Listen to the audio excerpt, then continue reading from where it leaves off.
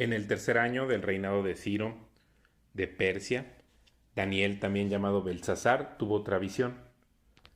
Comprendió que la visión tenía que ver con sucesos que ciertamente ocurrirían en el futuro, es decir, tiempos de guerra y de grandes privaciones. Cuando recibí esta visión, yo, Daniel, había estado de luto durante 3 semanas enteras. En todo ese tiempo no comí nada pesado, no probé carne ni vino, ni me puse lociones perfumadas hasta que pasaron esas 3 semanas. El 23 de abril, mientras estaba de pie en la ribera del gran río Tigris, levanté los ojos y vi a un hombre vestido con ropas de lino y un cinto de oro puro alrededor de la cintura. Su cuerpo tenía el aspecto de una piedra preciosa. Su cara destellaba como un rayo y sus ojos ardían como antorchas. Sus brazos y sus pies brillaban como el bronce pulido y su voz era como el bramido de una enorme multitud. Solo yo, Daniel, vi esta visión. Los hombres que estaban conmigo no vieron nada, pero de pronto tuvieron mucho miedo y corrieron a esconderse. De modo que quedé ahí solo para contemplar tan sorprendente visión. Las fuerzas me abandonaron, mi rostro se volvió mortalmente pálido y me sentí muy débil. Entonces oí que el hombre hablaba y cuando oí el sonido de su voz, me desmayé y quedé tendido, con el rostro contra el suelo. En ese momento una mano me tocó y, aún temblando, me levantó y me puso sobre las manos y las rodillas. Entonces el hombre me dijo: Daniel, eres muy precioso para Dios, así que presta mucha atención a lo que tengo que decirte. Ponte de pie porque me enviaron a ti. Cuando me dijo esto, me levanté todavía temblando. Entonces dijo: No tengas miedo, Daniel. Desde el primer día que comenzaste a orar para recibir entendimiento y a humillarte delante de tu Dios, tu petición fue escuchada en el cielo.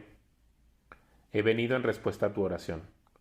Pero durante 21 días el espíritu príncipe del reino de Persia me impidió el paso. Entonces vino a ayudarme Miguel, uno de los arcángeles, y lo dejé ahí con el espíritu príncipe del reino de Persia. Ahora estoy aquí para explicar lo que le sucederá en el futuro a tu pueblo, porque esta visión se trata de un tiempo aún por venir. Mientras me hablaba, bajé la vista al suelo, sin poder decir una palabra. Entonces el que se parecía a un hombre me tocó los labios y abrí la boca y comencé a hablar. Le dije al que estaba de pie frente a mí: Estoy muy angustiado a causa de la visión que tuve, mi señor, y me siento muy débil. ¿Cómo podría alguien como yo, tu siervo, hablar contigo, mi señor? Mis fuerzas se han ido y apenas puedo respirar. Entonces el que se parecía a un hombre volvió a tocarme y sentí que recuperaba mis fuerzas. No tengas miedo, dijo, porque eres muy precioso para Dios. Que tengas paz, ánimo y fuerza. Mientras me decía estas palabras, de pronto me sentí más fuerte y le dije: Por favor, háblame, Señor mío, porque me has fortalecido. ¿Sabes por qué he venido?, respondió él. Pronto debo regresar a luchar contra el espíritu príncipe del reino de Persia, y después de eso vendrá el espíritu príncipe del reino de Grecia. Mientras tanto, te diré lo que está escrito en el libro de la verdad. Nadie me ayuda contra esos espíritus príncipes, a excepción de Miguel, el espíritu príncipe de ustedes. He acompañado a Miguel para apoyarlo y fortalecerlo desde el primer año del reinado de Darío el Medo. Ahora te daré a conocer la verdad. Reinarán otros 3 reyes persas y seguirá un cuarto rey mucho más rico que los otros.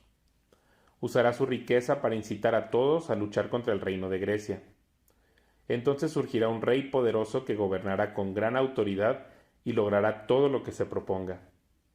Pero cuando esté en la cumbre de su poder, su reino será quebrado y dividido en 4 partes. Este reino no será gobernado por los descendientes del rey, ni tendrá el poder que tuvo antes, pues su imperio será arrancado de raíz y entregado a otros. El rey del sur crecerá en poder, pero uno de sus propios funcionarios llegará a ser más poderoso que él y gobernará el reino con gran autoridad. Algunos años después se formará una alianza entre el rey del norte y el rey del sur. El rey del sur dará a su hija en matrimonio al rey del norte, para asegurar la alianza, pero tanto ella como su padre perderán su influencia sobre el rey. Ella será abandonada junto con todos sus partidarios. No obstante, cuando uno de sus parientes llegue a ser el rey del sur, éste levantará un ejército, entrará en la fortaleza del rey del norte y lo derrotará. Cuando regrese a Egipto, se llevará consigo los ídolos de ellos, junto con objetos de oro y de plata de incalculable valor.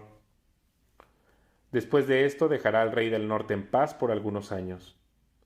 Más tarde el rey del norte invadirá el imperio del rey del sur, pero regresará pronto a su propia tierra.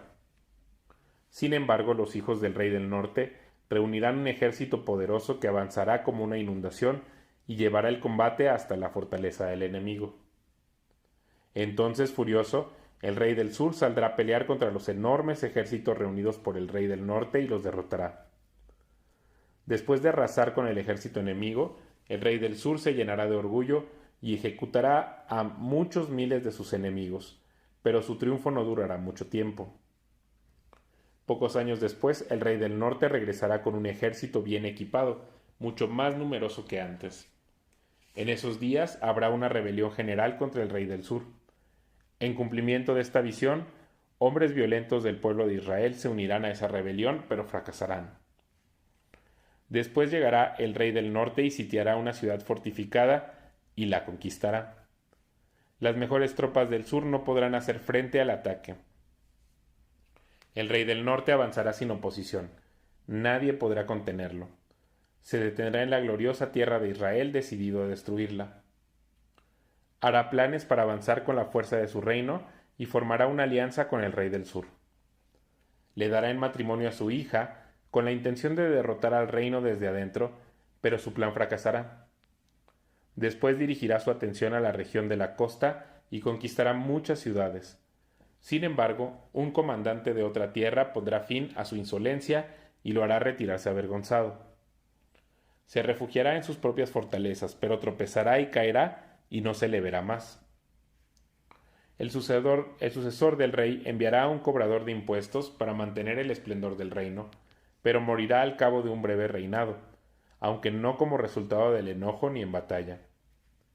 El siguiente en subir al poder será un hombre despreciable, quien no está en la línea de sucesión al trono. Cuando menos lo esperen, tomará el control del reino mediante adulación e intrigas. Arrasará a los grandes ejércitos que se le opongan, incluido un príncipe del pacto. Formará diversas alianzas mediante promesas engañosas. Se volverá fuerte a pesar de tener solo un puñado de seguidores. De improviso, invadirá los lugares más ricos del territorio. Luego repartirá entre sus seguidores el botín y las fortunas de los ricos, algo que sus antecesores nunca habían hecho. Hará planes para conquistar las ciudades fortificadas, pero esto durará poco tiempo. Entonces se armará de valor y levantará un gran ejército en contra del rey del sur. Saldrá a la batalla con un ejército poderoso, pero será en vano, porque habrá intrigas en su contra. Los de su propia casa causarán su derrota. Su ejército será arrasado y muchos morirán. Entonces, sin otro propósito que dañarse el uno al otro, estos reyes se sentarán a la mesa de negociaciones y conspirarán el uno contra el otro con el propósito de engañarse mutuamente. Pero esto no cambiará nada, porque el fin llegará a la hora señalada. El rey del norte entonces regresará a su territorio con muchas riquezas. En su camino se pondrá en contra del pueblo del pacto sagrado y causará mucho daño antes de seguir su viaje. Después, a la hora señalada, volverá a invadir el sur, pero esta vez el resultado será diferente, pues lo espantarán barcos de guerra de las costas del occidente. Se retirará y volverá a su territorio. Sin embargo, descargará su enojo contra el pueblo del pacto sagrado y premiará a los que abandonen el pacto. Su ejército se apoderará de la fortaleza del templo, contaminará el santuario, pondrá fin a los sacrificios diarios y colocará el objeto sacrílego que causa profanación. Capturará con adulaciones a quienes desobedecen el pacto. Sin embargo, el pueblo que conoce a su Dios se mantendrá fuerte y lo resistirá. Los líderes sabios instruirán a muchos, pero esos maestros morirán por fuego y espada o los encarcelarán y los robarán. Durante estas persecuciones, recibirán poca ayuda y muchos de los que se unan a ellos no serán sinceros. Algunos de los sabios serán víctimas de la persecución.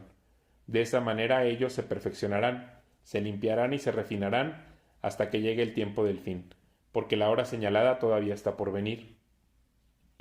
El rey hará lo que se le venga en gana, se exaltará a sí mismo y afirmará ser más grande que todos los dioses, incluso blasfemará contra el Dios de dioses. El éxito lo acompañará, pero sólo hasta que se cumpla el tiempo de la ira, pues lo que se ha establecido sin lugar a dudas ocurrirá. No tendrá ningún respeto por los dioses de sus antepasados, ni por el Dios querido por las mujeres, ni por ningún otro Dios, porque se jactará de ser más grande que todos ellos.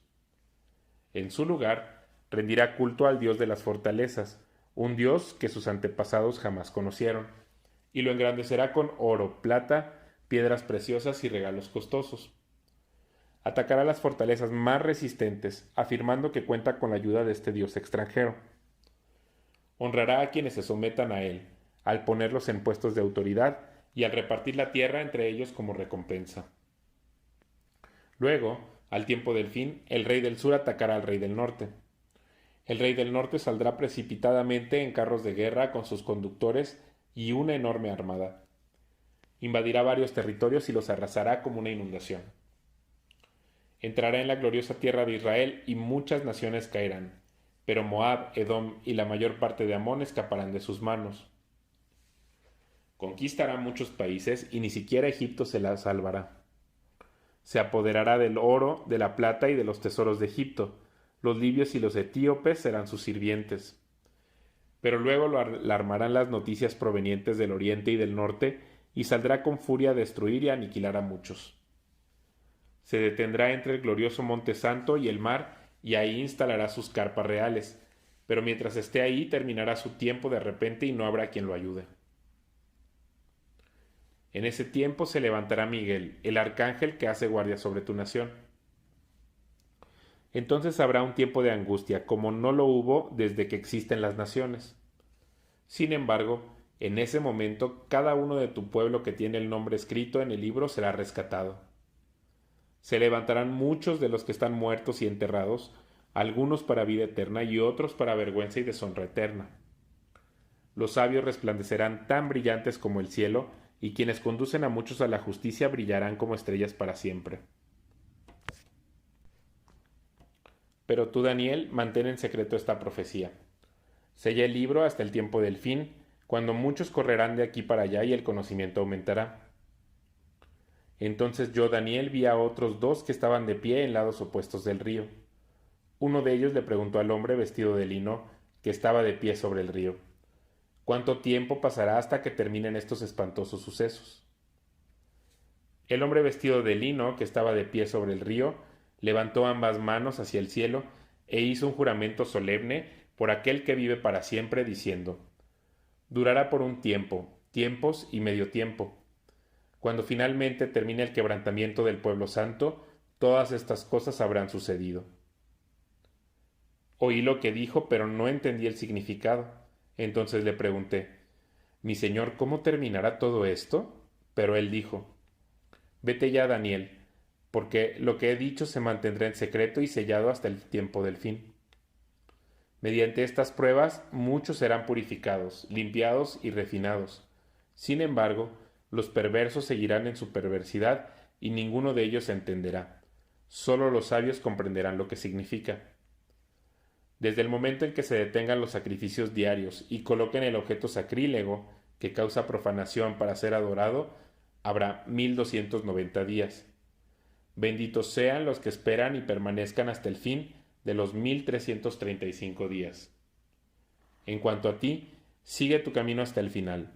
Descansarás y entonces, al final de los días, te levantarás para recibir la herencia que ha sido guardada para ti.